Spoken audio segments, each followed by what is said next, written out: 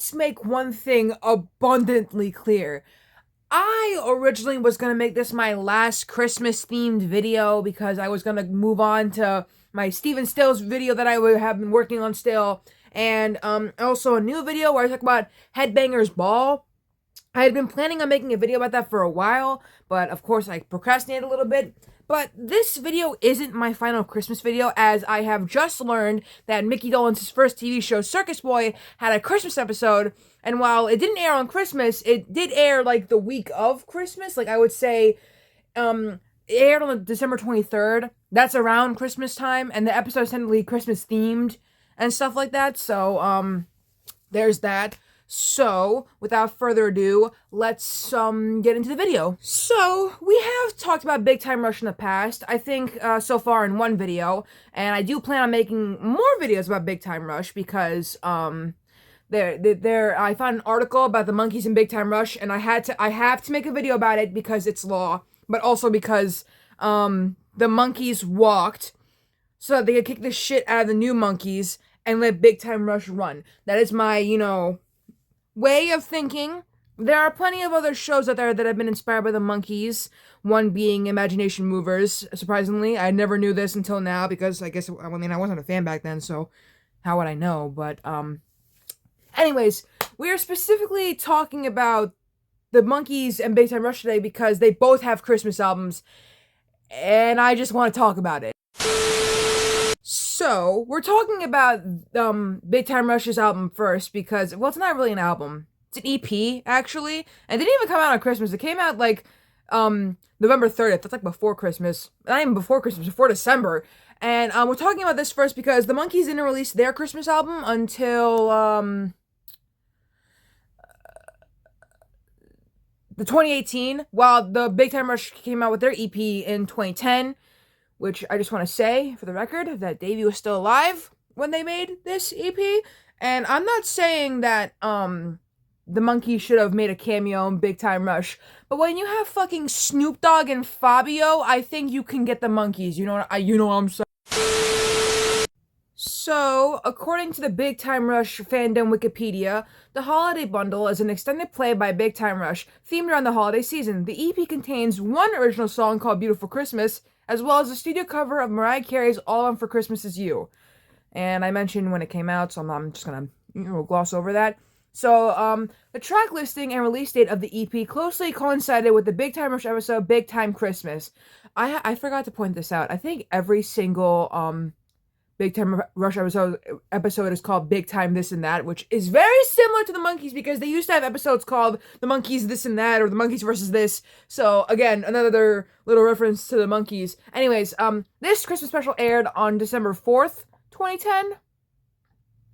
Weird. Anyways, both songs are featured in the episode, the plot of which sees the fictional Big Time Rush making their own Christmas EP and recruiting the likes of Snoop Dogg and Miranda Cosgrove, the latter of whom duets All I Want for Christmas during a music video segment. So, that's all there is to say about that. So now we can get into the Monkees' Christmas album, which is technically also their last album with Peter Tork. Christmas Party. That is the name of the Monkees' final album with Peter Tork. Well, actually, it's just their final album in general. It's their 13th and final album that was released on October 12th, 2018. And to that, can I just quickly rear off for a minute and say I'm surprised they never made, like, a Halloween kind of album at all. Honestly, I'm surprised Davey never made a Broadway album, considering Mickey did, like, twice. Twice he made a Broadway album. But we're not gonna talk about it in this video. Anyways, so, it was produced mainly by this guy named Adam Schlensinger, but also, Mike Nesmith's tracks on the songs were produced by his sons, Christian and Jonathan. So, the album is the Monkees' first focus on Christmas themes. It follows the success of the 2016 album Good Times, the album featuring surviving members Mickey Dolenz, Mike Nesmith, and Peter Tork, as well as two posthumous contributions from Davy Jones, which this album has as well. This is the final studio album to be released prior to Tork and Nesmith's deaths in 2019 and 2021. The album features a mix of covers of earlier Christmas songs from Angels We Have Heard on High and Wonderful Christmas Time to the relatively obscure Jesus Christ, originally by Big Star, and new holiday tunes written specifically for the album by several Good Time contributors. And yes, that includes Rivers Cuomo again. God Damn it. This is also the only Monkees album on which there are no songs written by any member of the Monkees. And it says here that the Target store exclusive version featured 2 additional tracks, which is Ryuchiyu and Christmas is My Time of Year. For those of you who don't remember, Ryuchiyu is the song they sang in their Christmas show episode, and honestly, it makes sense for it to be there. So, and it says here the album cover was illustrated by comics artist Michael Alfred. Michael, a longtime Monkees fan, recalled, "I can't even remember doing it now. I was just on a crazy high trying to squeeze everything I could into it." And looking at it, I'm gonna pop up on screen right now.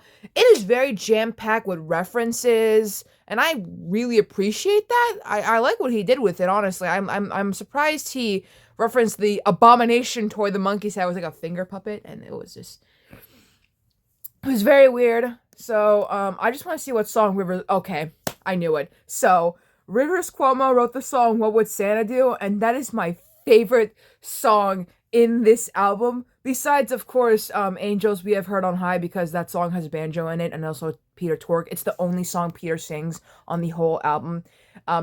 We're not going to count Ryuchiyu because that was in the Target exclusive bonus tracks, so we can't really, include that. But he does the banjo for, I knew it, he does the banjos for Angels We Have Heard on High, and the Hammond organ on Christmas is My Time of Year, and also spoken vocals on Christmas Party. I didn't know that, but that's actually pretty cool. What? Okay, so apparently it says here that Christian and Jonathan, Mike's sons, Christian did guitar and keyboards, and Jonathan did instruments and backing vocals on Snowfall. What?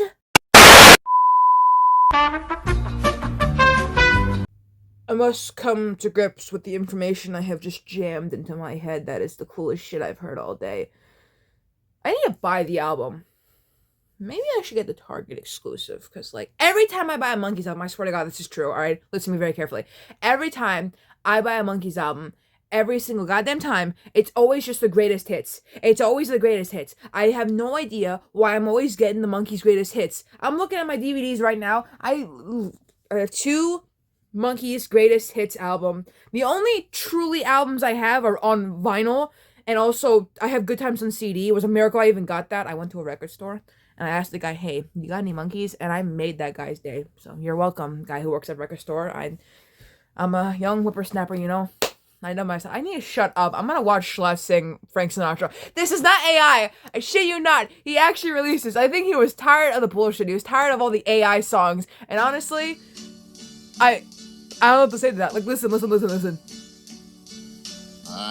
now... How is that not AI? Are you kidding me?